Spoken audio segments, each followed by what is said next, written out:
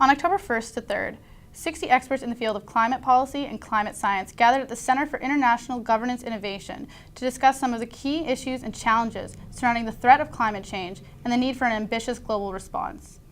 The conference proceeded with a series of roundtable discussions, keynote addresses, and expert panels aimed at stimulating a lively discussion with regards to strategies and priorities for both short-term and long-term responses to global governance of climate change. And throughout the conference, we had the opportunity to sit down with some of the conference participants and get their insights and opinions on the key topics that were raised during the discussions. The following is the main discussion that we had with our roundtable moderators, and we will also be releasing individual interviews with conference participants in the days to come.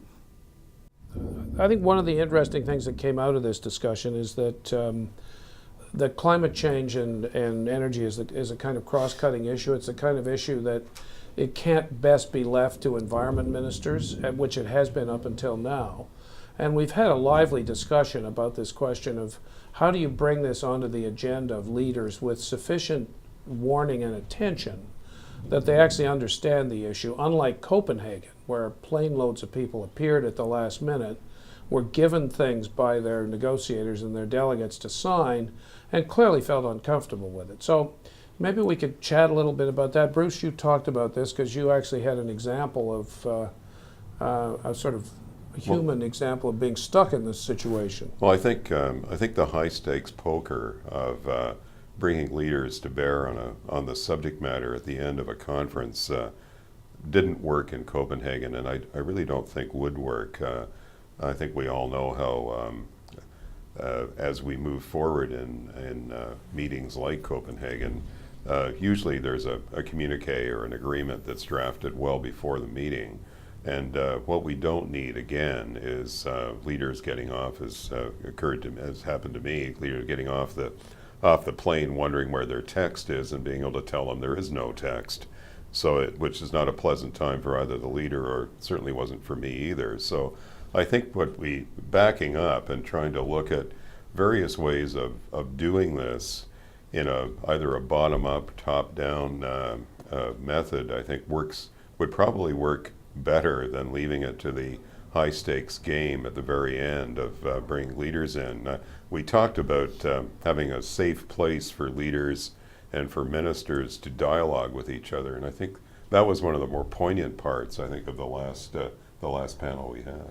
Yeah, it's interesting because the point I was making was that they negotiated almost non-stop last year, literally almost non-stop, but never had a conversation that wasn't part of an official conversation as a negotiator. And Nick, you had some ideas as to how one might sort of cut through that and actually find a way to create conversations that weren't negotiations so that they could try out ideas on each other? Yes, because I think the one thing that came very strongly was everybody realised that in the end there are so many different pieces of policy that have to be compared and brought together. Those final big decisions do have to be on a leader's level, but you have to prepare for that. You have to prepare for that in terms of briefing their advisors and making sure their advisors understand each other, and building trust and understanding between leaders and of each other's countries. There was a talk about preparing kind of an atmosphere of intimacy and finding spaces where people can look into each other's eyes and really gauge the intent of the other. And what we saw in Copenhagen was actually a lot of conversations between leaders on the phone that actually built mistrust and misexpectations, and that was one of the things that caused such a lot of bad feeling, particularly between Europe and China after the event. So as we prepare towards another place where we would have to bring leaders together, setting up a process where we take their advisors and make them work together for 2 to 3 years, going through the issues, building their confidence and understanding of each other's positions and personal relationships. And you can never underestimate the importance of personal relationships and this level of politics. Is sort of a practical way forward. And I think the main thing is we're going to use leaders again. Let's invest in getting it right this time and realise that's going to take a bit of patience about how long that will take as well. Kathy, one of the things that comes up obviously is how do you make this issue relevant to developing countries, and particularly what sort of financial arrangements are needed to not just bring developing countries on board, but to help them pay at least for the cost of adapting to the climate change that's already occurred. And you had years of experience at the bank doing it. Do you want to say a little bit about that? Well, I think this is all really about building trust as well, because you have different constituencies within the developing country world. You've got the poorest countries, the least developing countries, the small island states who are incredibly vulnerable, and their people are the ones that are going to be impacted the most. And what they're worried about is that development finance is going to be taken away and it's going to be pushed into mitigation. They need to see flows of funds coming to help them adapt, as well as helping to move to a green economy. So a lot of the conversation in Copenhagen, I think it'll happen in Cancun, it's going to happen in the future, is going to be how do you build a financing structure that will help these countries really adapt to the future. The middle income countries are looking for how do we actually accelerate the introduction of cleaner technologies, and can we see incentives that will help make that happen? And what we're seeing, and then to go back a little bit to what we saw in Copenhagen, what I think is not going to be, difficulties in Cancun, is the money actually there? And for the sums of money that we're talking about, 30 billion fast start, 100 billion per year for a future regime, those that are providing the money are going to be looking for some targets being set, not just by the developed and developing countries. That is part of the puzzle. What's your guess as to how much money is actually on the table at this stage for Cancun? Well, I think we can see that we have some constellation of the 30 billion that was put forward for Fast Start. A lot of that's rebranding of past finance, but what's happening is that's being accelerated to actually get it spent. So that's a good thing. That's not a bad thing. My sense is that there will be some proposals coming out of this fairly high-level task force looking at financial flows, but unlikely that they're going to get traction in today's financial environment, because they're talking about really some fairly major sums of money. So that's one problem. The second, it's not clear to me that some of the large countries that would have to provide this are going to be ready to move until they see progress in some of the other issues. Bruce, you serve as an advisor to the Canadian government, and the minister, Jim Prentice, started off the meeting by reminding everybody that Canada, I guess, was one of the first donors to this Quick Start Fund, this sort of $400 million. How difficult is that?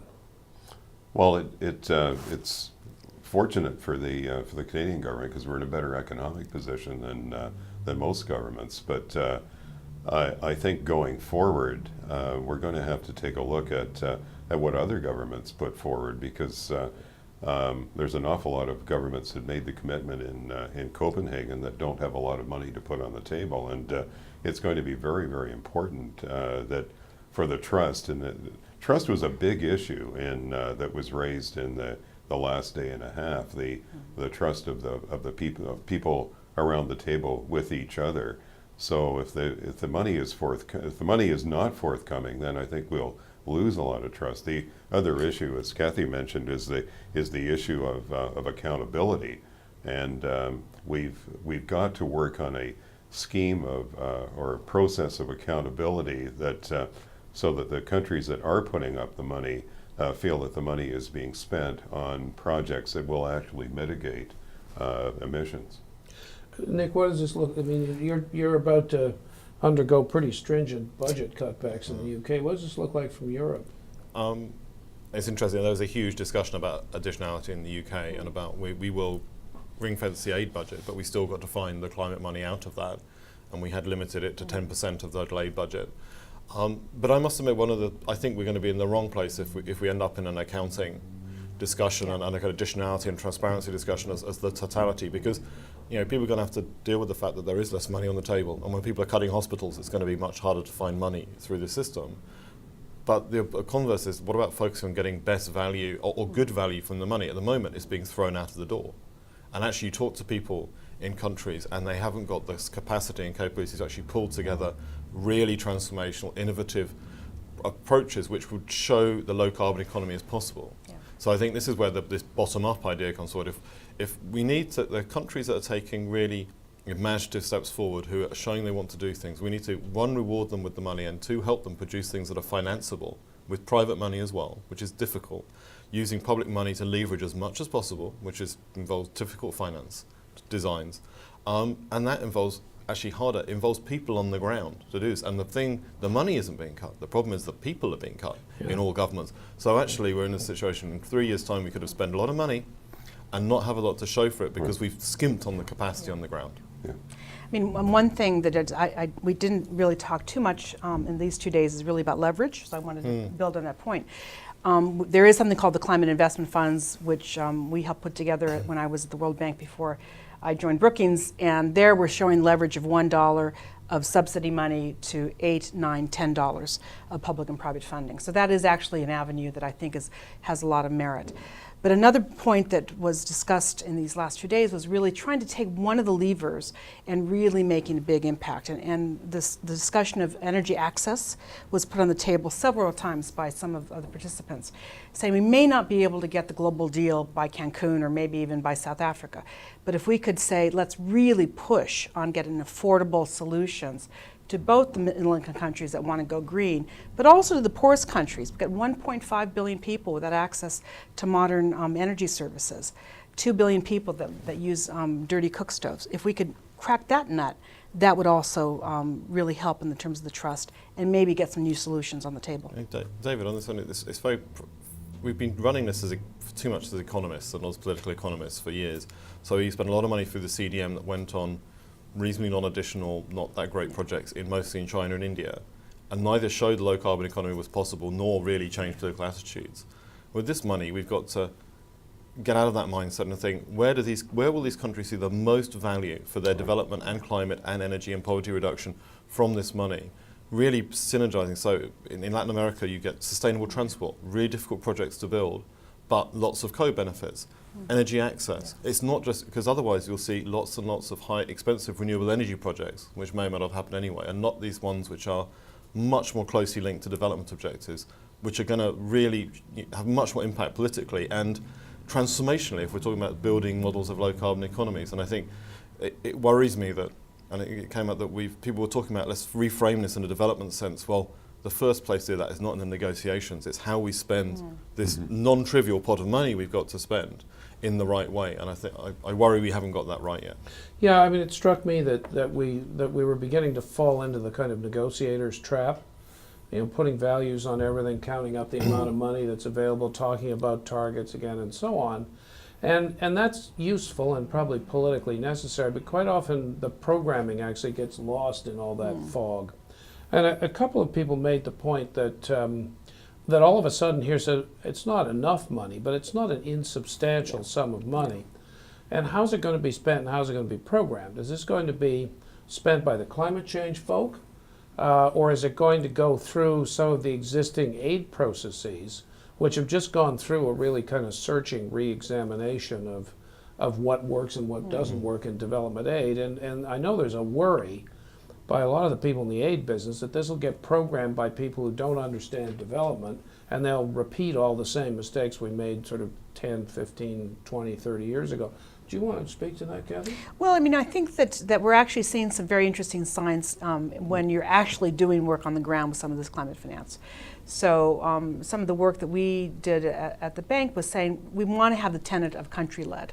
So the programs have to, and which is one of the Paris tenets. So it really does have to fit in within a national low-carbon strategy. Yeah? And if that doesn't happen, if that hasn't been well articulated, then we're not in. We're not going to be doing something transformational. So that would be one piece.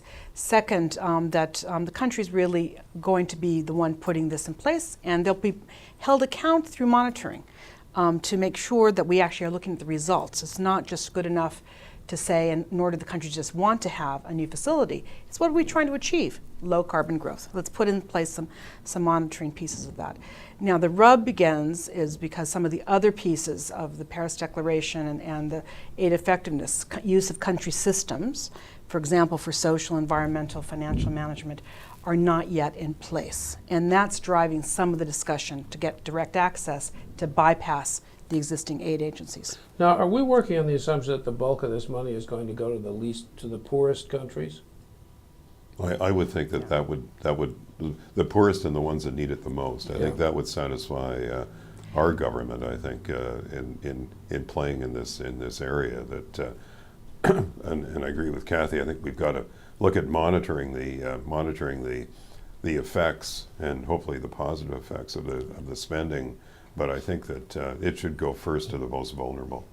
Actually, I mean, if you remember the panel which I moderated on bottom up, but people agreed at that they weren't looking for tons of carbon out of the money. The most important thing was to use it to generate innovation, learning models, new models, and political place. And one of that means is that we think some of the money should go to the countries that have made a real commitment who aren't China and India, so they're especially the emerging economies who have the capacity to do new things. So Mexico, Turkey, Costa Rica, Chile, Colombia, Indonesia. There's places which have made a leadership commitment, have the capacity to do to produce models that others can copy. So there is an issue about the most vulnerable, but there's also about making sure the money goes to those who can drive real models of change that others can learn from. And they need capacity and leadership to do that. You can't do that in the poorest, weakest countries by virtue definition.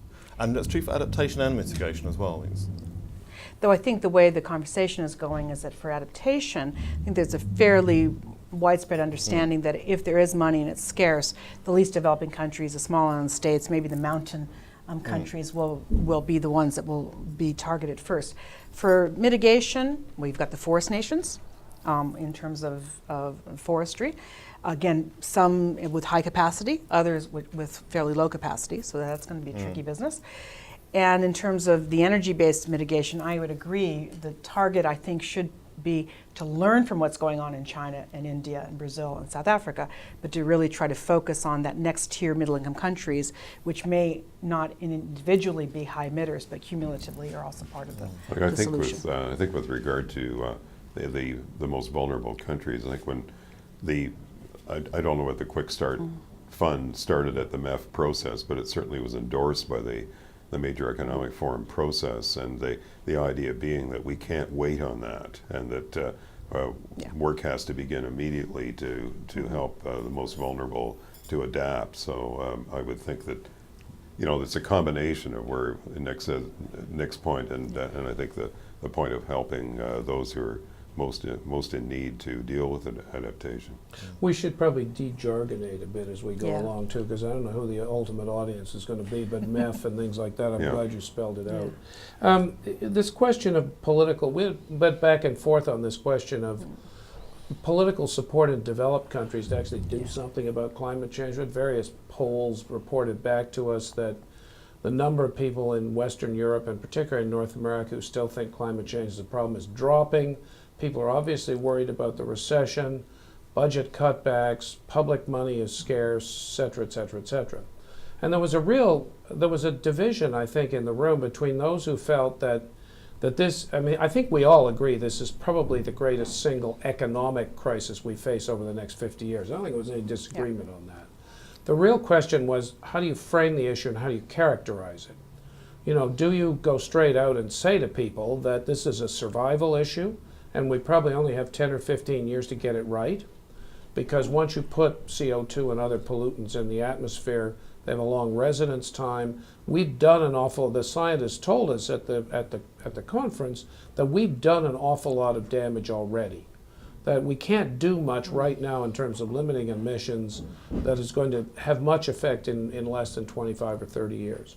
So there was a real major divide between those who felt, go out there, be honest with people, say that this is a survival issue and we have to do something about it, and those who thought, well, we've had 10 years of this stuff and people aren't buying it, or if they're buying it, they're not doing anything about it, and can we characterize this, in addition to being a survival issue, as a kind of opportunities agenda? In other words, the new low carbon economy will have losers, but it'll have lots of winners.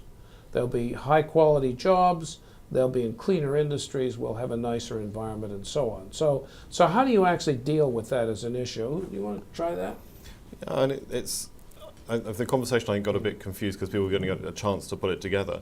But for me, it's not either or. To get the issue on the top table and to have that societal and elite conversation about what are the real risks we run and what we need to invest in getting a final solution is vital, because without that you don't get the political investment, diplomatic investment, you don't have the fast start money if it's not for something that vital. But selling the changes you need to make nationally, that is a much more, you want to bring several reasons. And so in Europe we'd say we need to increase our target because it's good for energy security and for economic growth, and because we need to go to a low carbon future, this is the direction we need to go. And so it becomes much more of a context for things that are much more urgent. So the urgent motivators of change are economic and energy security, and climate change is basically showing what that change needs to be, as opposed to driving lots of coal mines. Because you could do the same, you could create the same thing by investing in coal mines rather than renewables. You go renewables because you've got climate change. So in politics, having 4 reasons to do something is usually better than having one. Analysts sometimes find that a bit messy. But I think so, so the two complement each other, but selling change domestically is different to understanding your own national interest, which is where I think the survival issue comes in. And my basic is I don't think national elites in virtually any country get this as a real survival issue yet. And that was just shown. That's why they don't invest enough in trying to solve the problem. But I mean, you've done a lot of work with the security establishment in Britain. Are they starting to get it? Yeah, the security establishment in the UK now agree that they cannot maintain the security environment their leaders that they've been tasked to do under uncontrolled climate change. And we've nearly got the US security people to say that. They're balking. But the fact is there's no hard security solution to the kind of instability uncontrolled climate change delivers. Getting them to speak to civilians strongly is another constitutional step, but that's one of the next steps we need to take with that. Bruce?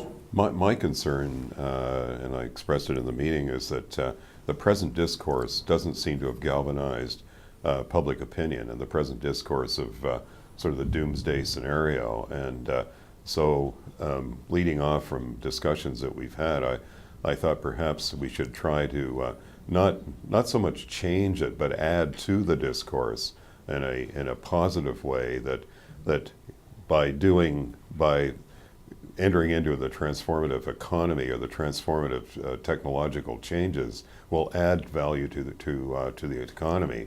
And so a very negative message is complemented by a positive message, and hoping that might work, but not disregarding the absolute fact that this is absolutely crucial that we deal with this, but to give a positive reason as to why it would be in everybody's best self-interest to get involved as well. Okay. I agree with the but. And in fact, I think what we're seeing is that reframing going on in the public discourse in the United States. We see that in developing countries. It's the part we heard in India. That's how many of the changes were framed as energy security. But one of the other takeaways that I had from the conference was let's also not be naive. There are going to be transition costs. And so policymakers, politicians also have to confront that now. It's one thing to go out and sell and be behind job creation, energy security, but putting in place the policies that are going to recognize that there will be, at least in the short term, medium term, some losers in society. If you don't address that, you're not going to get the votes, you're not going to get the changes that are going to be required to get leaders to act. I think that's quite important. I think one of the failings of the Brundtland Commission, this report that's 30-some years old, that actually diagnosed what was happening in the world and created this idea of sustainable development. One of the things I think that went wrong with the implementation of the Brundtland Commission report was the assumption that there were huge numbers of win-win solutions out there. That it wasn't a painless transition, but you could make a kind of painless transition to sustainable development. It's not true. You may have a rational economic win-win solution, but it's very seldom a political win-win solution. I was told the other day, it's very interesting, that in the current debate in the United States about trade sanctions against China, which is being driven to protect American jobs, is being driven almost entirely by the steel companies and the steel workers union. And virtually every other major company in the United States is opposed to this because they desperately want entry to the Chinese market. But the public perception is this is a job killer, and the American trade unions are opposed to it. And it's really one well-organized union. And in all of these discussions, it's very easy for the losers to identify themselves. The winners may be all of us, and the losers in the climate change debate may be the coal industry. The coal industry is big and well-organized and well-funded, and in the United States has a lot of regional political influence.